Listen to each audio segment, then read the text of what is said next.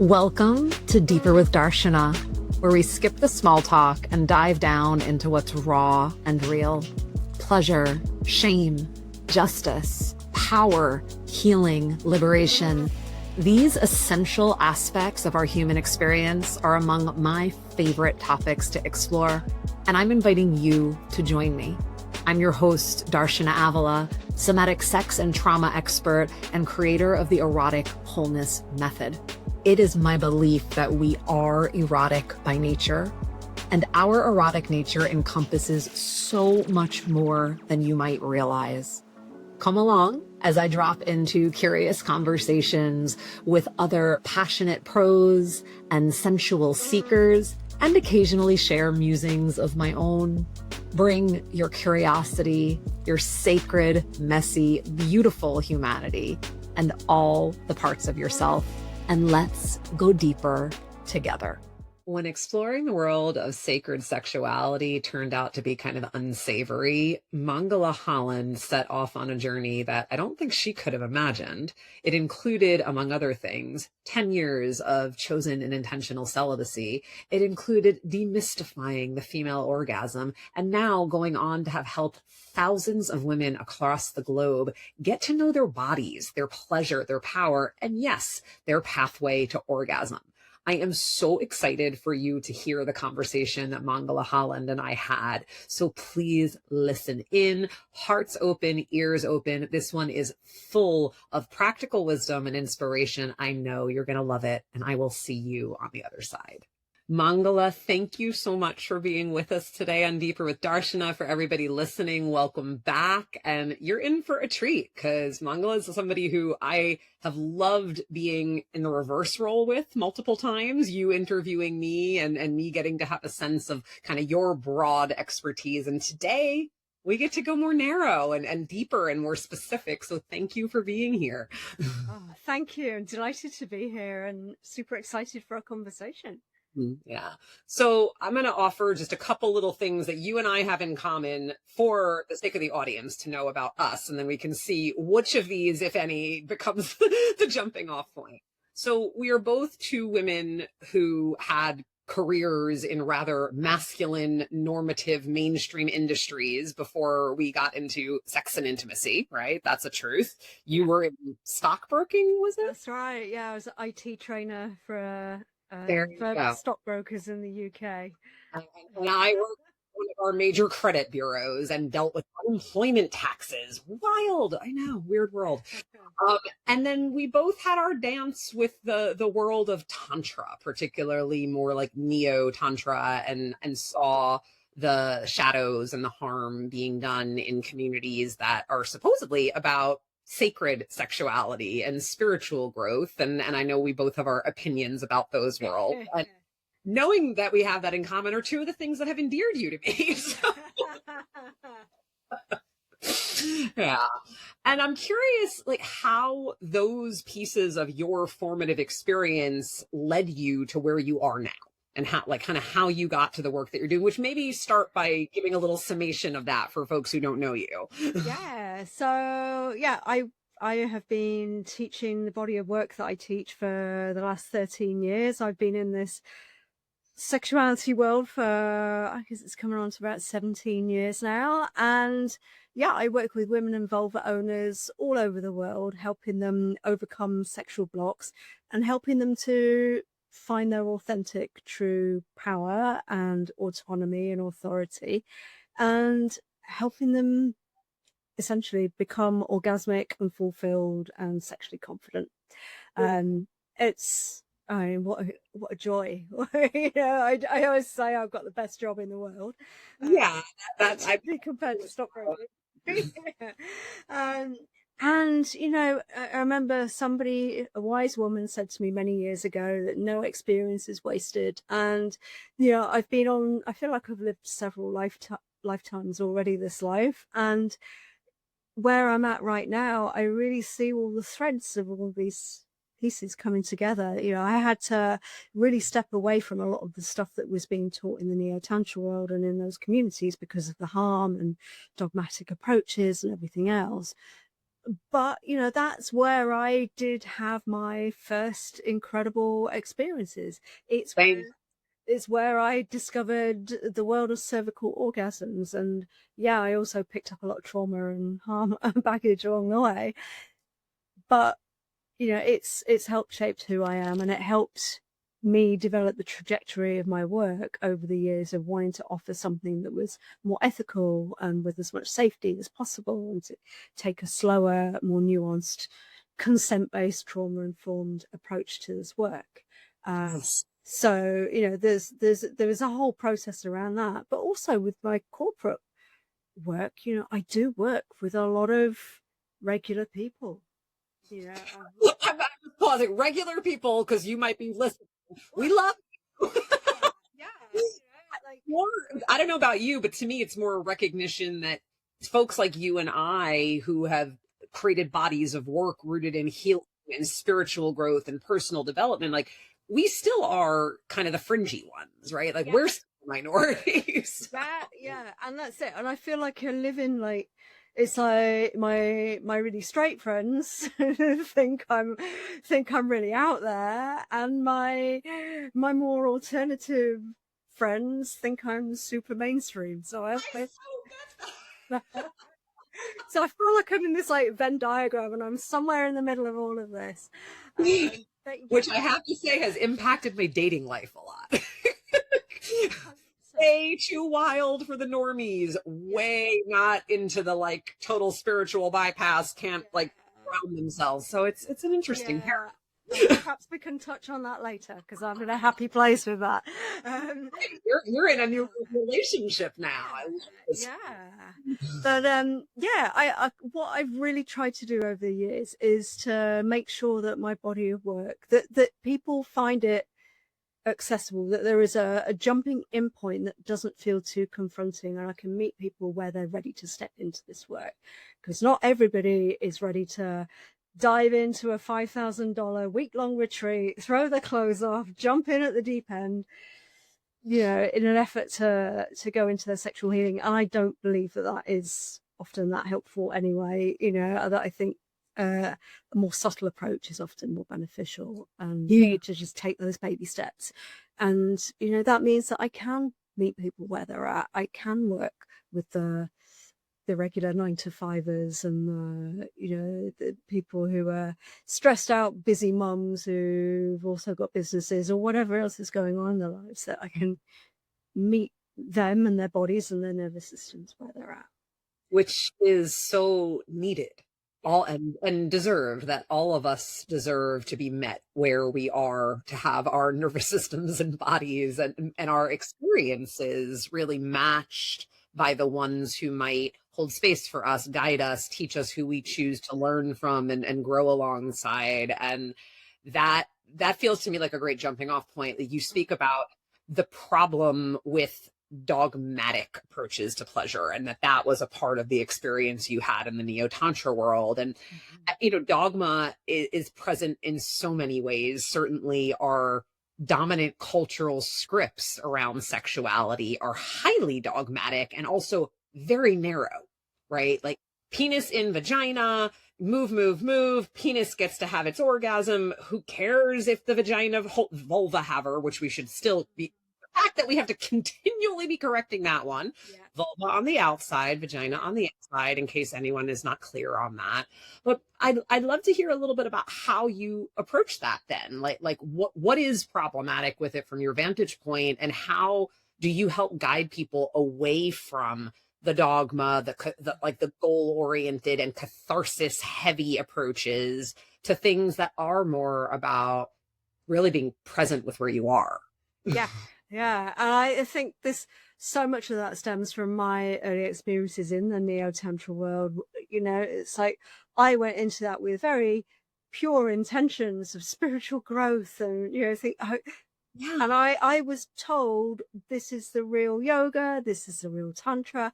I had no reason not to believe it. I was pretty naive. That was, you know, but I bought into it, and I couldn't believe, like, we were being taught, like, you must be, your job is to be as feminine as possible, and the feminine surrenders. And it was this whole dogmatic masculine, feminine, put in terms of Shiva and Shakti, and that we were embodying these divine archetypes.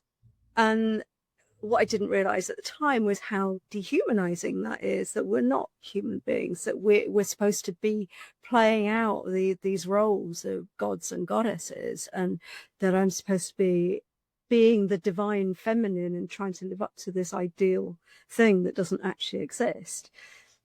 And it was so challenging. It didn't fit with me as a feminist. It didn't fit with me as somebody who'd never really felt feminine as such and didn't identify as feminine. And yeah, this whole thing, it was really challenging. And what I found in that community was it was very heteronormative.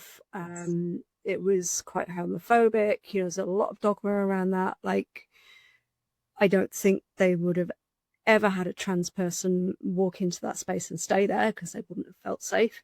There was so many problems with it, but it just, it left the women feeling the women had to give all their power away, and the men were supposed to make all the decisions, and the men were not able to demonstrate and express their feelings. It was just really disconnected.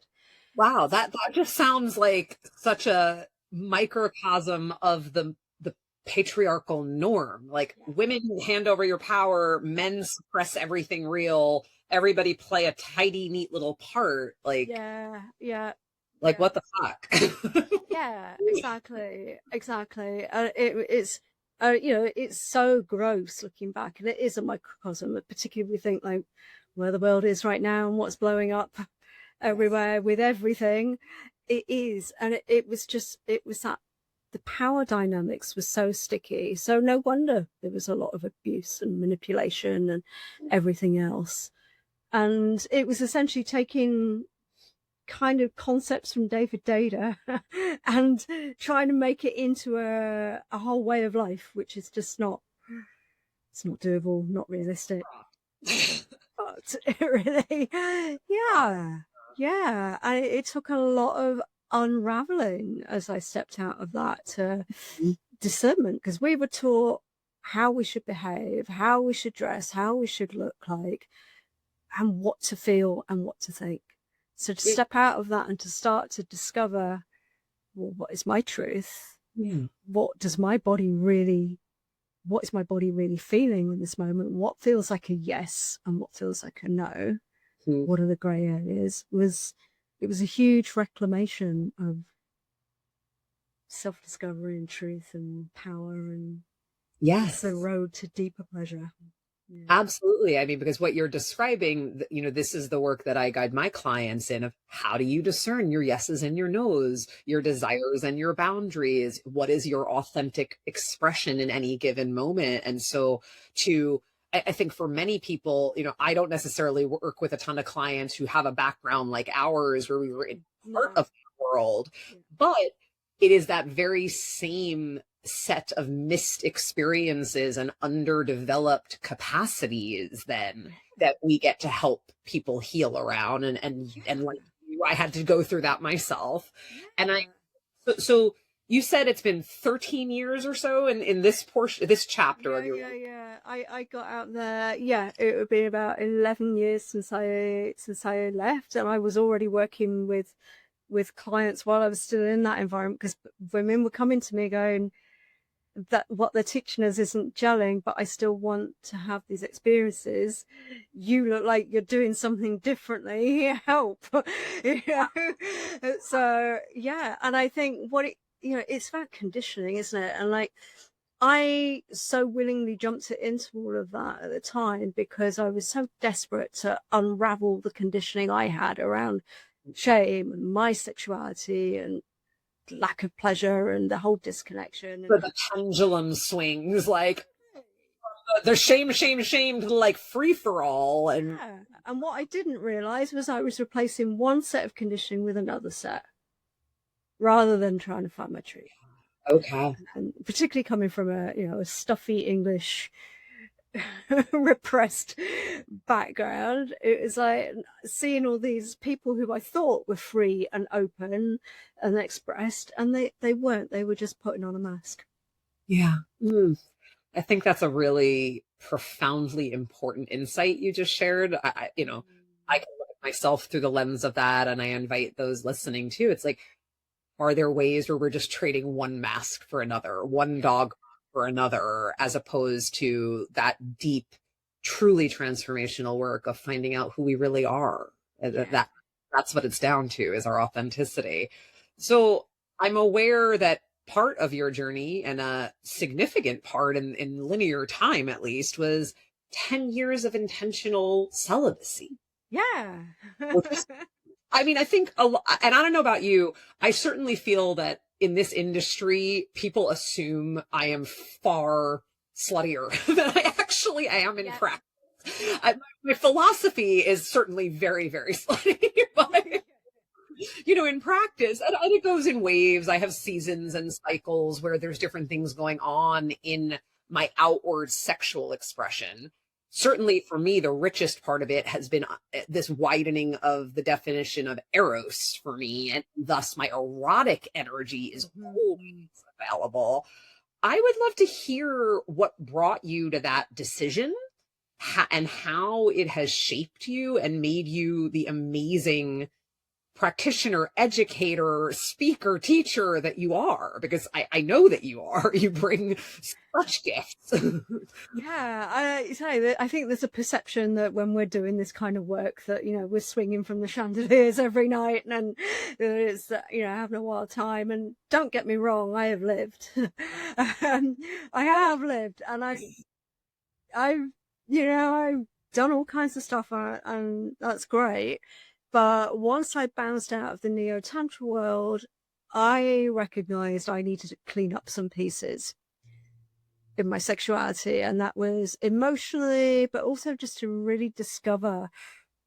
I really went on a very deep, nuanced journey with my own self-pleasure, and that felt like, oh yeah, I did try and dabble a bit in dating when I lived in Australia, and I lived in Australia for 5 years, and I've been back in the UK now for 6 years. And it's been a process, and I dabbled in dating here and there, but essentially it felt like, no, I need to be in my own energy, and I really need to do some very deep inner work. And I did some amazing therapy a few years ago, and that was just like so phenomenal. I came out of that. It's like, if a relationship happens, great. Ideally, what I want is to be in a long-term, committed, monogamous, mature relationship. And I'm at a point in my life, I'm 53 now, I'm at a point in my life where I'm not prepared to settle for something else. I'm no longer going to compromise for getting the validation of, well, at least somebody wants to get me in the sack, or at least I'm going to have some great sex out of it. Like, the trade-off wasn't enough. I'd go to ecstatic dance classes and things like this and be interacting with people, and I'd get halfway through the night and go, I'd actually rather be at home reading my book right now. And I'd walk out in the middle of the class and go home and get in bed and read my book and be like, yay, this is exactly what I want to give myself. And so it's like, I am allowed to, it's not about being entitled or princessy or anything like that, but it's just, I know myself well enough, and I love myself well enough that if someone great comes in who can meet me in that, awesome. But I can give myself the pleasure in the orgasms that I want. I can hold myself in so much of my life. So I'm not looking for someone else to come in and give that to me. I can resource myself in that. And it's just been, it's been such a powerful journey. Yes. And I mean, there's just so much wisdom in your transmission right there in describing what that was for you, because if we don't have the ability to discern, do I want to be out on the dance floor or home with my book? Like, if that discernment isn't available to us, how can we reasonably expect to know the ways that we want to be made love to or fucked or gold or, you know, or the way that we want to shape a partnership with another person if we are seeking to create one newly, or if we are in one that is ripe for some evolution, shall we say? So, you know, that to me, a lot of course, I imagine this is on the nose. People come to us for the orgasms, right? They come for something to transform in their sexuality. But the thing is, you often have to work backwards 100%. at far more basic levels of discernment, of connection to your body and your that deep wisdom saying yes, no, this, that. Yeah. Yeah. And you live that in such a big way. And I know you work a lot with midlife women, as you and I are squarely that. I do as well. And this age and stage of life really does lend itself well, huh, to this exploration. I'm curious what you have to say about the perimenopause, menopause passage as it relates to these themes. Totally. I think it gives us, if we work with it as an intentional thing, as much as we can, that there's an opportunity here to get really discerning. And it is this stripping away of all the things in life that might not be serving us, or that we've outgrown, or that just don't, it's like, you know, like, oh, these clothes don't fit me anymore. It's that kind of feeling. And like, okay, what needs to burn away? And yeah, and pleasure and sexuality is such a key part of that. And I really encourage my clients to really get curious about, I think, what we get stuck in, particularly for the clients I work with who are in long-term relationships. And I work with a lot of people who've been with their partners for 20, 30, even 40 years. And that it gets into this very mechanical routine. I do this, then you do that. And you know, and it's like a choreographed dance. Not a very inventive one. No, it's become this very narrow, defined route to arousal and maybe orgasm, maybe not. And I think at this time of our lives, as particularly as our bodies are changing and everything else, our bodies won't let us override when things are not working. Like when I was in my 20s, I masked all of my insecurities and stuff with alcohol and partying and all of the things. And I could just like, well, I'm just going to get high or get drunk and just get on with it. But when you've got vaginal dryness and loads of other things going on, your body won't let you do that. And you can't drink the wine because it makes you feel like shit and gives you the hot flutters and everything else and ruins your sleep. So you have to get more honest about what's right for you and your body at this time of your life, not who you were 20, 30 years ago. And my laughter at that is by no means to dismiss it. It's a laugh of recognition, whether, you know, both through my own body, through some of my closest friends who we talk about this stuff all the time, certainly through my clients. And to me, the beauty of this stage of life, and we're speaking about it through the lens of female-bodied folks and women, but look, if we're partnered with men, if we're partnered with penis havers in a similar age range, it's like we're all kind of in this together in our ways. And really, it's like if you let it, it becomes like truth serum, right? Yeah. Like it's just you're dumping truth serum on top of everything. Like, all right, I've been playing this part, or I've been holding my tongue, or I've been going along to get along. Yeah. And now it's like, let's lay this out on the table. And if that's done earnestly and well, my goodness, wow.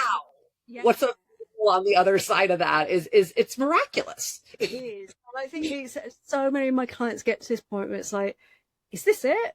Like, surely there should be something more than this.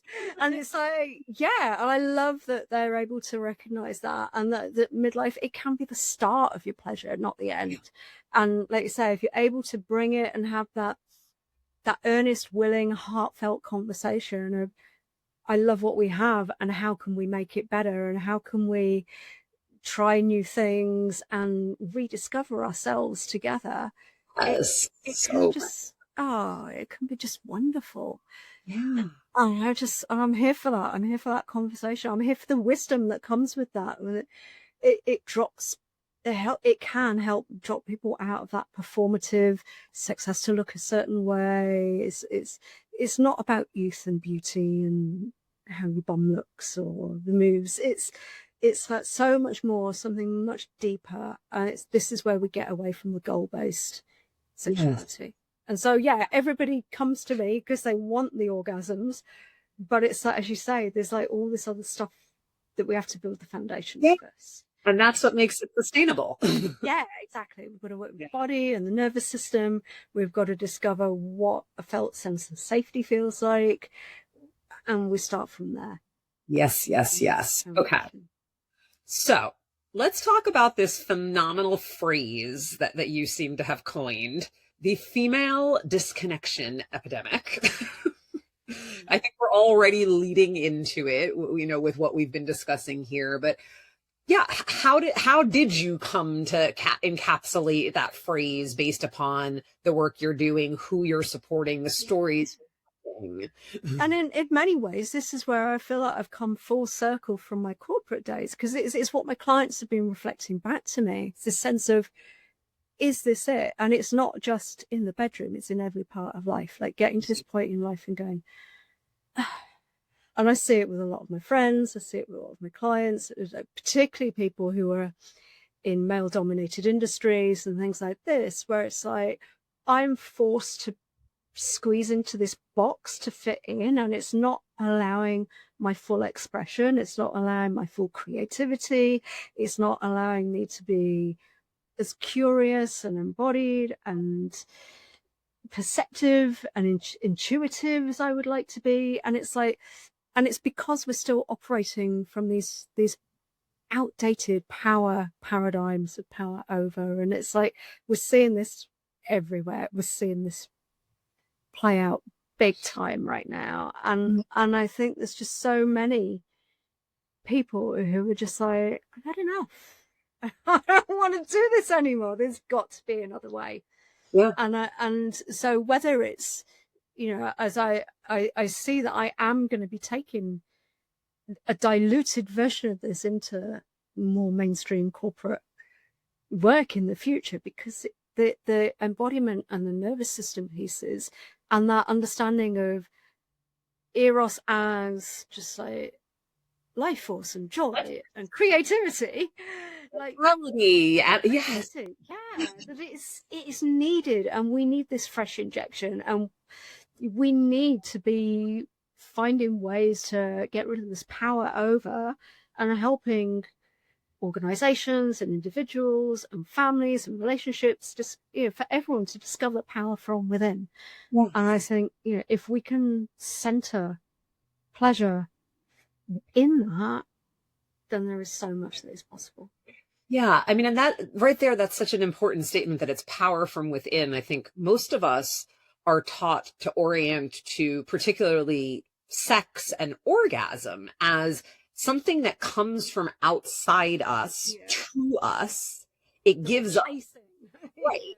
So we're grasping, we're chasing, we want to go after that. And that striving energy creates a lot of pressure, creates a lot of dependence, because then instead of recognizing that this is our life force energy, our naturally occurring emergent vital energy, we think about the other person. We think it's about our lover has to give us this thing, has to facilitate this. And I think there's so much that gets unwound when you start to look at it that way, because, and I say this to my clients all the time, you know, look, I'm talented. I'm good at what I do. I have a healthy sense of self-esteem. There's no question. Also true, I can't draw out of someone what is not innately there.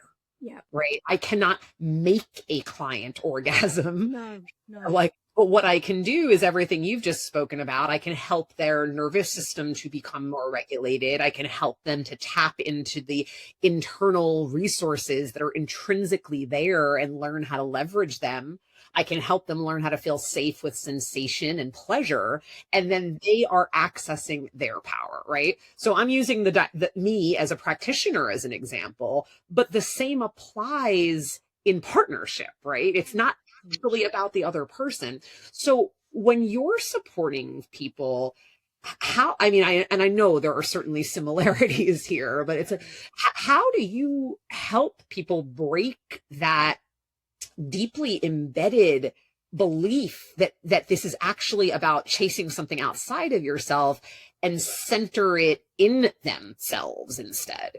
Yeah, great question. And this is where embodiment is such a key piece. And this is why before we even get to the pleasure and the sexuality and everything else, we start to work with embodiment tools and practices to really help people figure out what sensations they can detect in their body and to follow those sensations, to stay with them, to explore them, so that they can develop.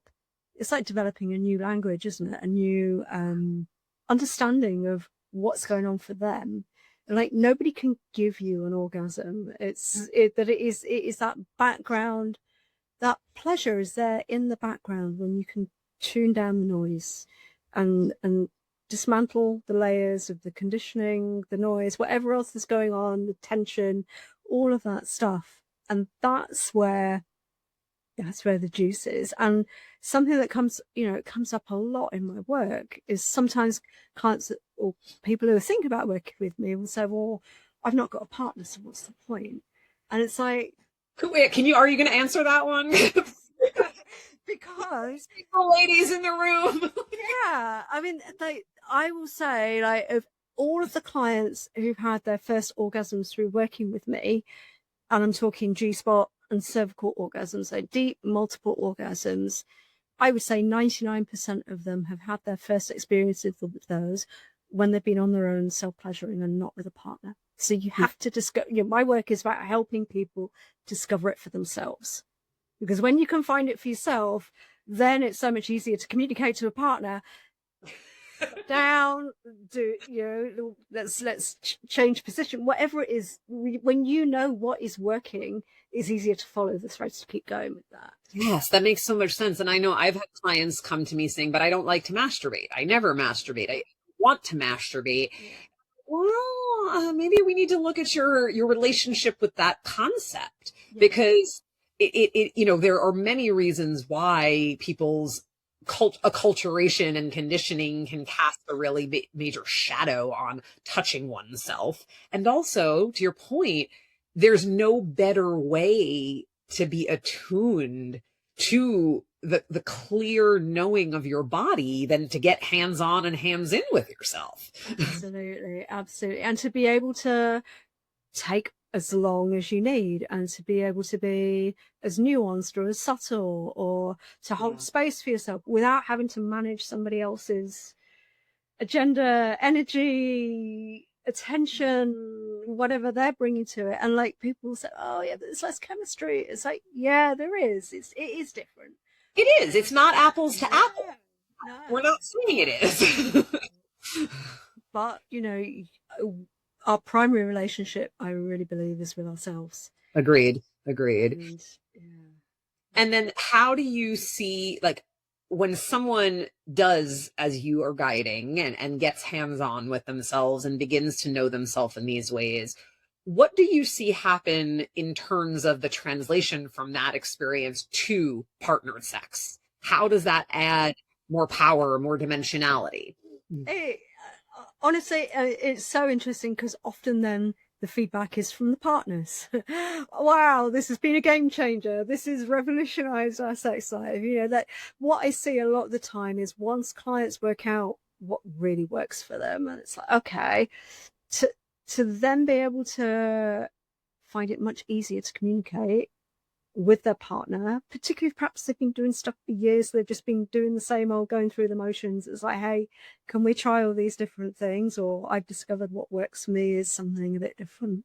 And, it transforms everything. So I've had numerous clients who, when they started to really become embodied, that they stopped feeling less self-conscious about how they thought their body looked. And that meant that they were able to go on top with their partner, and they'd felt too self-conscious about doing that before because they worried about how they thought their belly looked and things like this. And through going on top with their partner, in fact, I had 2 in the same week who then had their first G-spot orgasms with their partners, because guess what? That was the position that worked best. So, you know, it's like, yeah, that's an example of just what can change, but it can just revitalize everything. Because it's like you're learning a new language and then you're inviting someone else in to be in that journey of discovery with you and to bring in playfulness and, you know, that's Playfulness. I'm hearing playfulness. I'm hearing more self-acceptance and ease of being in your own body. I'm hearing pathways to pleasure that perhaps you never dared to go down before. I mean, what I'm hearing is you've got a lot to gain. yeah, absolutely. And it is all about gaining that self-confidence. You know, Right. that's the Yeah. And I think it takes confidence also to really embrace and encourage and if or outright ask for a wider scope of pleasure and affection and intimacy that may not be goal oriented. So we've talked a lot about how this can get you to orgasms, but there's also so much more that I know that you really love to invite people to kind of be in that. Maybe it's even a little paradoxical. Like, yeah, we want the orgasms, and what about all this other stuff? So I'd love to hear you. Yeah, and this is what, you know, it's the paradox, isn't it? It's when we take the goal off the table, that's where the magic happens. Yeah. And just and look, any sex educator who knows what they're about is going to tell you the same thing. You don't have to only believe Mangala and I. Other people. Yeah, and it's because when we're tuning into discovering what's authentically right for us, rather than trying to be sexy or trying to be performative, it can be an expansive experience because every experience is fresh and unique, and it could just be that you're sat holding your partner's hand and you're just stroking their finger or something, and that in itself can just be the most beautiful, connected, expansive experience that. And I love that you mentioned finger because I'm remembering a demonstration that I witnessed in a training many, many years ago, and I have 100% gone on to give other people this experience. And the demo involved the facilitator taking a single finger and using that finger to tease and the person who had volunteered and all this intense energy and this anticipation is building up with one little finger. Right. So the energy that can get transmitted, you use the word playfulness already, and I can't say enough for that. Playfulness, creativity, experimentation. So when we aren't goal oriented and we widen the scope of how we might be interacting, for instance, with a single finger, like there's just so much we don't know until we're there. Yeah, and it also expands pleasure into not just this genital thing, but that there is this full body, this energy, there's so much that, it's such a wider, more expansive experience that's possible. And when I look back to when I first started exploring, all those years ago, and I was in my late 30s, and I was like, what? There's more than the clitoris? And it's like, yeah. Yeah. And for folks listening who might be like, wait, there is? What else? You've alluded to cervical orgasm. Mm-hmm. Can we talk about that for a moment? For folks who might not know, what is that? How do I even get about that?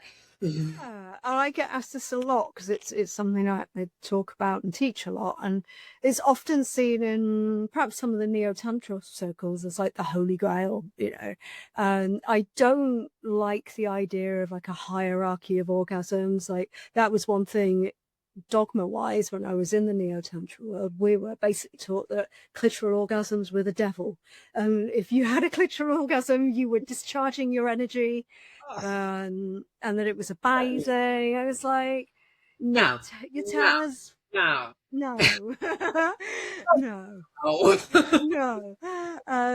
so I'm a big believer that all orgasms are wonderful, and many paths up the mountain. However you want to get there, whatever works for your body, yes to that. Absolutely. Cervical orgasms can feel very different to clitoral orgasms because it's a lot more subtle, or it can be. It can feel quite cosmic, quite psychedelic for some people. I've had clients who've had full visionary experiences when they've been experiencing a cervical orgasm. I've been I had a client who she said she could feel it reverberating in her system for the whole weekend. Another client said it felt like the energy filled the whole of her house. It was that expansive.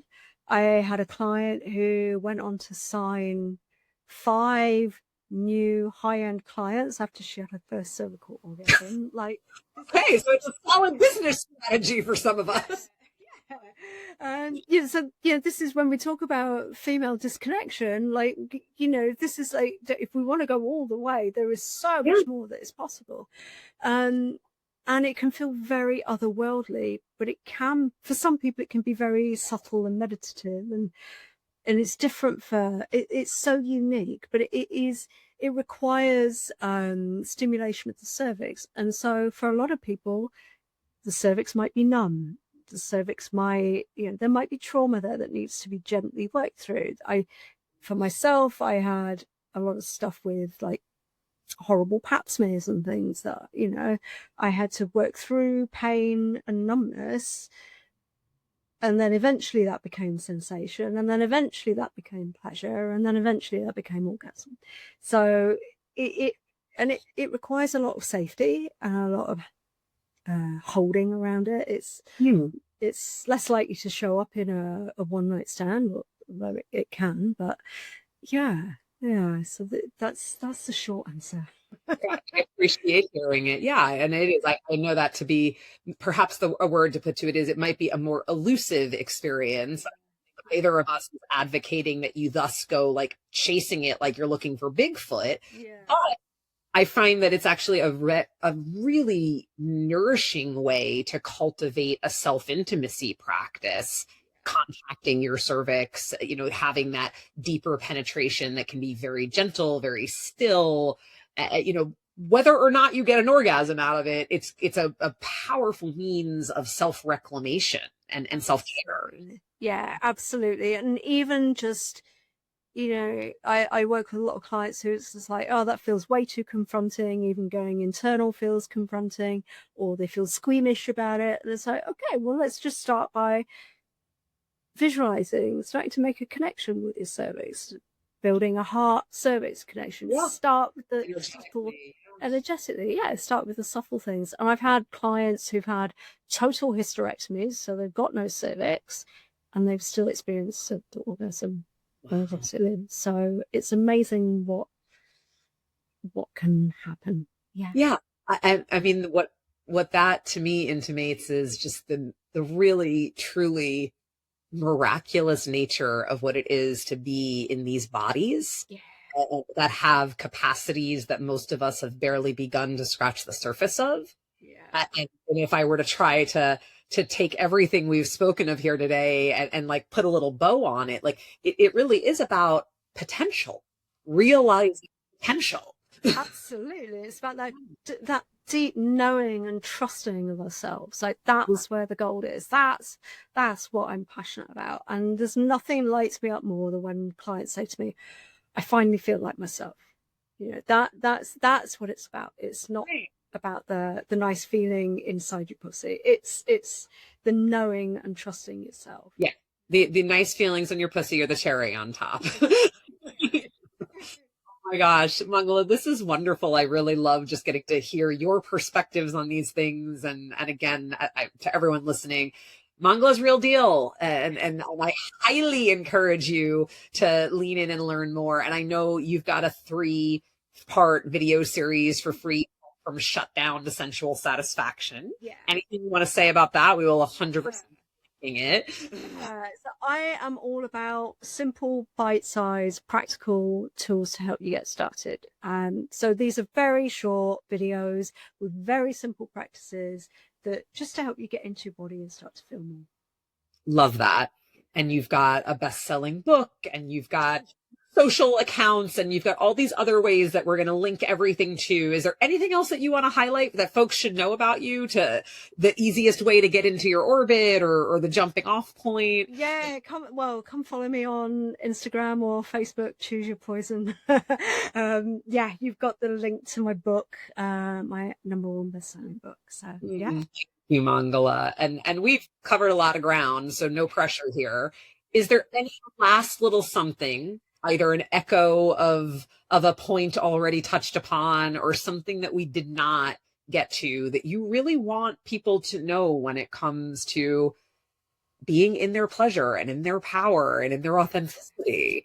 There's two things, and they're tied together. I would say it's never too late to start this stuff. I've got clients in their 70s who are having their first amazing orgasms for the first time.